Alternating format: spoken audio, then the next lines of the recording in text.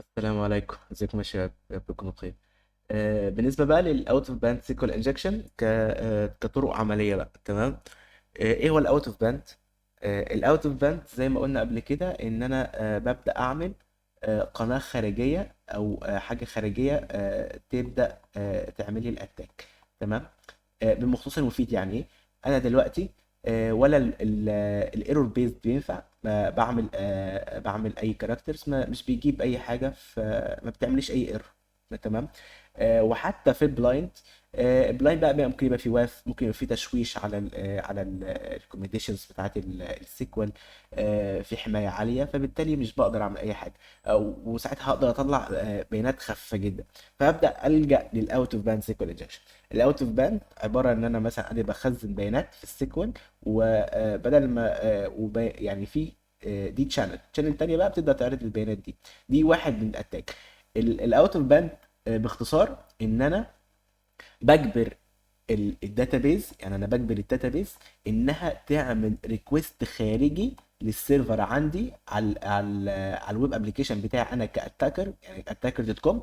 وجوه الريسبونس او جوه الريكوست اللي انا بحط له ده، اللي هو مثلا لينك الموقع بتاعي، احط له مثلا عاوز اقول له عاوز الفيرجن بتاع مثلا الصفحه دي، الويب ابلكيشن، الداتابيز دي، او اقدر اجمع بيانات منها. ده باختصار شديد يعني ايه اوت اوف باند سيكوال انجكشن. لما انا اصلا ما بقاش خلاص ولا اوت اوف ولا ان باند سيكوال انجكشن نافع، ولا ايرور بيز سيكوال انجكشن، ولا تايم بيزد، ولا اي حاجه دي من دي نافعه، فابدا الجا للاو بي. تمام. اول حاجه بقى إيه اللي انا بعملها؟ بحدد النقطه اللي هيتم فيها اللي هي الفولنربل، تمام. اللي هو الانبوت فيلد، الهيدن فيلد، الكوكيز، اي انبوت، كل ده تمام. ببدا احدد الميليشيس بيلود، اشوف ايه هي، او انا عاوز اعمل ايه. ممكن اعمل دي ان اس لوك اب بس، تمام. اتشيك اذا كان الليبل اللي احنا هنحله هنعمل فيه دي ان اس لوك اب. كل اللي انا هعمله اعمل دي ان اس لوك اب بس، هتاكد ان فعلا في تشانل انا عينتها او انا وظفتها بالظبط وراحت عندي على السيرفر بتاعي اللي هو اتاكر دوت كوم، وعمل الدي ان اس، تمام. ده الفكره كلها. ببدا اجهز الدي ان اس بتاعي او السيرفر بتاعي بحيث انه يعمل دي ان اس و اتش تي بي، اللي هو بيبقى جاهز اصلا في بيرب سويت، في اللي هو الكولابريتور، تمام.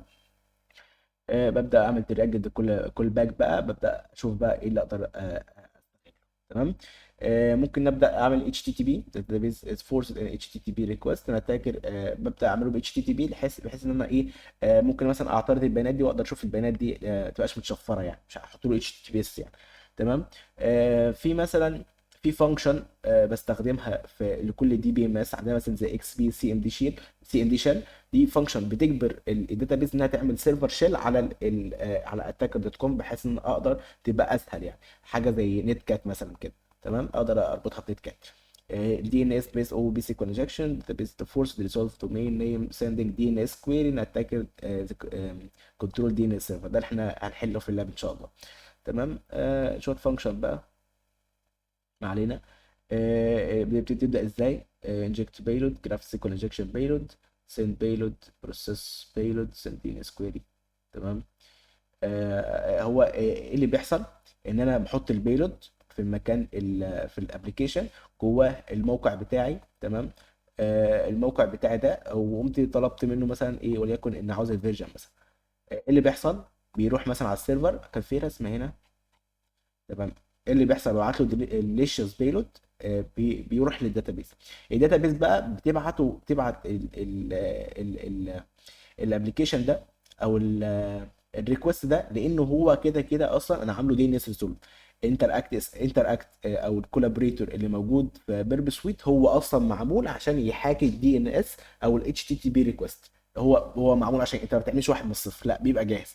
فيبدا يعمل دي ان اس، يروح على الدي ان اس ريسولفر ده عشان يبدا يتاكد فعلا انه صح او لا. مش مهمته انه يتاكد انه تيست او امن او لا، لا هو صح او لا. بعد كده بيبدا ينفذ الطلب بتاعي اللي فيه البيلود، اللي انا محتاج مثلا الفيرجن او محتاج الداتابيز او محتاج الكولوم السترينجز، كل الكلام ده بيبدا يبعته على ريسولف، ومن ريسولف بيبدا يبعته على اتاك دوت كوم. اروح بقى انا على الكولابريتور عندي هنا في بيرب سويت، وابدا اشوف الريكوستات اللي اتبعت. ولما ادخل جوه الريكوستات هلاقي كل اللي انا طلبته في الريكوست ده بدا يجي لي، وابدا انا اشوفه بقى من خلال انا كهاكر اقدر اشوفه من على الموقع بتاعي، تمام.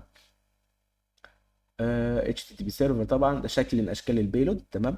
استغليت فانكشن اللي هو الاكس بي سي ام دي شيل، وعملت كيرل، عملت كيرل، وحطيت بقى الاتش تي تي بي، تمام. ده الاتاكر دوت كوم، تمام. وجوه اتاكر دوت كوم ضربت داتا، تمام، على حسب بقى البارامتر اللي هيبقى موجود في الداتابيز. والداتا بيز ده سيلكت فيرجن، فدي بقى هتروح للدي ان اس ريسولفر، والدي ان اس ريسولفر يبعتها للابلكيشن بتاعي، وانا اقدر اشوفها من جوه الابلكيشن، تمام. نفس الفكره داتابيز بروسيسنج، تمام. الفكره ان انا استغليت، يعني الفكره في الاو بي كلها ان انا استغليت شانل تانية غير يعني دي شانل طلبت دي ان اس لوك اب، تمام. انا استغليت شانل تانية اللي هي الشانل اللي هو هنا الابلكيشن بتاعي. فدي الفكره كلها. اتش تي تي بي بيست او بي سيكوال انجكشن، مايكروسوفت سيكوال سيرفر، ده شكل من اشكال الكابتنز ريكوست، ماشي. دي بالنسبه للاو او بي سيكوال انجكشن، تمام. بالنسبه بقى للسكند اوردر سيكوال انجكشن، تعال نشوف. فيرست اوردر سيكوال انجكشن، عندنا فيرست اوردر سيكوال انجكشن ان انا مثلا انا عملت بيلود وعلى دي على السيكوال، تمام. والسيكوال رجع لي نتيجه البيلود ده في نفس الصفحه، انه يرجع لي انها مثلا 500 انترنال سيرفر ايرور، او لو هي فعلا البيلود تم فيرجع لي 200 من السيرفر ايرور ده. بتستنتج اللي فيه ايرور معين، فابدا ايه، احط بيلود مختلفه، ازود في البيلود، انقص في البيلود، كل الكلام ده. ده الفيرست اوردر سيكوال انجكشن اللي احنا عارفينه بقى، تمام. السكند اوردر سيكوال انجكشن بقى انا استخدم حاجه تانية من ضمن الامثله، ان مثلا وليكن حاجه بتخزن اظن أنا شرحتها قبل كده يعني، بس ما علينا. حاجه سريعه جدا.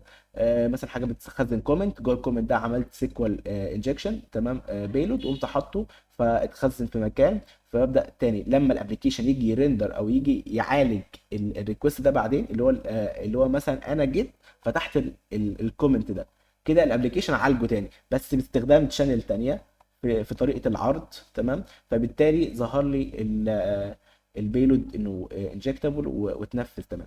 سكند انجكشن دلوقتي ماليشيوس، تمام.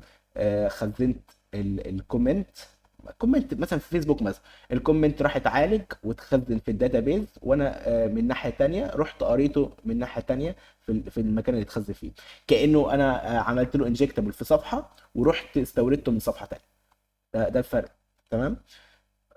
بالظبط ده اللي بيحصل يعني. secondary SQL injection، injection phases training phases impact SQL injection example. تمام. بتبدا برضو تشوف المكان اللي فيه injectable، مكان الكومنت، او مثلا صفحه ادمن بتكتب له مثلا فيدباك على الصفحه بتاعته، الفيدباك ده اقدر احطها له. بس هل اقدر اشوف البيلود ده؟ ما اقدرش اشوفه. هنبدا نعرف بقى ازاي نقدر نشوف حاجه زي كده باستخدام كبلايند يعني. من ضمن البيلود اللي فعاله هو البيلود ده، تمام. وهنشوف في اللاب. ده واحده من البيلود الفعاله اللي بتستخدمها في السكند اوردر سيكول انجكشن يعني، تمام. ده بيبقى شكل الكويري من يوزر نيم، عملته هنا دروب تيبل يوزرز، عملت كومنت، وبعد الكومنت قفلت الكويري، تمام. فبالتالي حتى اصلا لو هو مش مقفول بس احنا بنضطر نقفله يعني. second order examples: attacker submit the following username during registration، تمام. وانا بسجل دخلت اليوزر نيم، فاليوزر نيم راح اتحفظ في مكان، وانا جيت عرضت اليوزر نيم بعد كده، حطيت البيلود ده. لما الادمن او الابلكيشن نفسه يبدا يعالج الطلب بتاعه، يبدا يعالج اسم اليوزر نيم اللي انا هو دروب تيبل، فيبدا يعمل دروب للتيبل، تمام. فده هلاحظه يعني في ساعتها. شكل بيلود تقدر وين الادمن فيتشرز زي ما قلت لك، ببعت فيدباك مثلا للادمن ولا حاجه، قمت باعت له دروب تيبل، تمام. فيبدا يعمل دروب للتيبل، تمام. حاجه دي الفكره عامه يعني، تمام. ده كل ده بالنسبه للاوت اوف باند والسكند اوردر سيكوال انجكشن. تعالوا بقى نبدا نشوف اللابات بتاعتهم.